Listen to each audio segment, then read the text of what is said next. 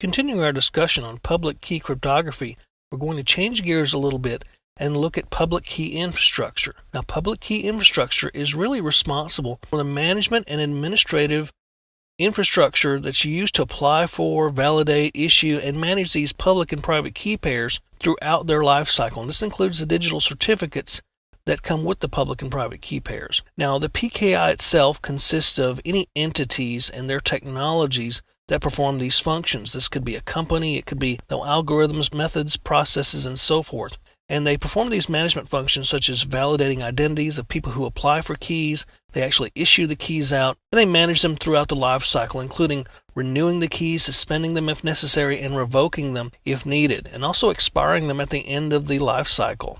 Now, a PKI can be an internal thing or it can be an external thing. You could have one inside your company or use a third party. It could be very small or very large depending upon the population that requires the keys. It can also be very simple or complex. You could have one server or many servers. And you can manage certificates for a wide variety of uses for a given population of users, say all the people in your company, or maybe you are a CA that puts out certificates for anyone who applies. So you're managing these certificates for a large population, for example. Now, this public key infrastructure starts with the trusted source. This is called the certificate authority. This could be the entity itself, the company like VeriSign or Thought, or it could also be their servers, their software, their whole process. The term CA, unfortunately, is sometimes used interchangeably to describe a wide variety of these processes. So I'm going to try to use it very specifically when I talk about the CA and the CA server and so forth. In any case, the CA can be a third-party entity that's used to verify the identities of anyone requesting or even already having and using a public or private key pair and the corresponding digital certificate. Now, a CA can also be, as I said, the computer or software that issues and manages digital certificates, although I'm going to call them CA servers for the purposes of our discussion.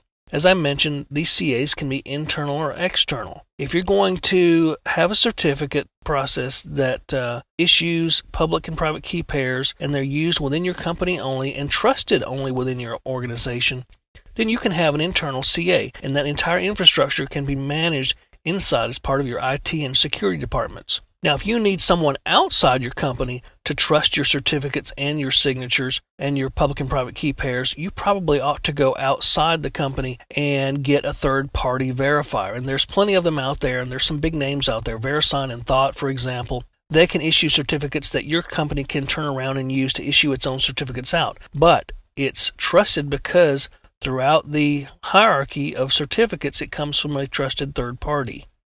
Now, as far as this infrastructure goes, you could have multiple CAs or CA servers, and this is called a CA hierarchy in larger organizations. In a smaller organization, you may not need that. But if you install multiple CA servers and so forth, it provides security and fault tolerance. For example, if you lose one, if you lose the CA server that has the root certificate on it, then you may have problems. You can't issue any more certificates out, and it may be compromised. The first CA server installed in the hierarchy is called the root CA server, and it issues out the root CA certificate. All the other servers that come online afterwards are called subordinate CAs. And these root CA servers issue their certificates to the subordinates, or sometimes they're called intermediates. And then these intermediates or subordinates issue out certificates to other servers or to individuals. And then you typically don't use the root CA anymore to issue out certificates. You use the subordinates and the intermediates. Now, these CAs issue user and computer certificates for a wide variety of purposes or for specific restricted purposes.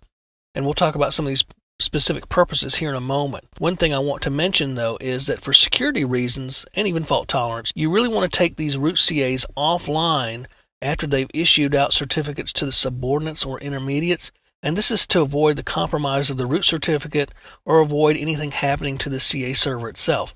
That way, if it's offline and something happens to your subordinate or intermediate servers, let's say they're attacked and their certificates are compromised, you can always bring the root back up and reissue certificates out. But if the root CA certificate is compromised, well, then you have to almost start over from the beginning and replace that entire hierarchy or reestablish it.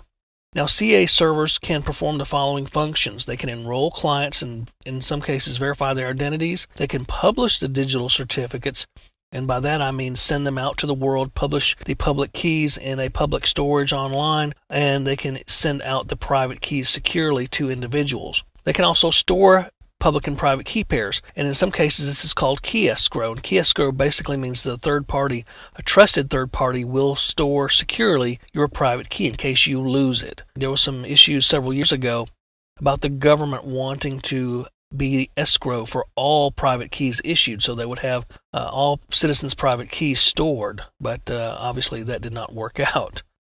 A CA can also renew certificates when it's time to, when their lifetime is almost expired. They can also suspend temporarily, if need be, a certificate, or revoke one entirely for cause if someone leaves the company or gets put in prison or whatever, if they're not trusted anymore. Now, these revoked certificates will be published in the form of a certificate revocation list, or CRL. It's typically published online, but it can also be put out there in electronic format for people to download and use to check their certificates against. So this is kind of PKI in a nutshell. And again, you're not really going to need to know this whole thing for the exam. Some of it's basic information you need to know as a security professional, but you may see a couple of questions about PKI on there.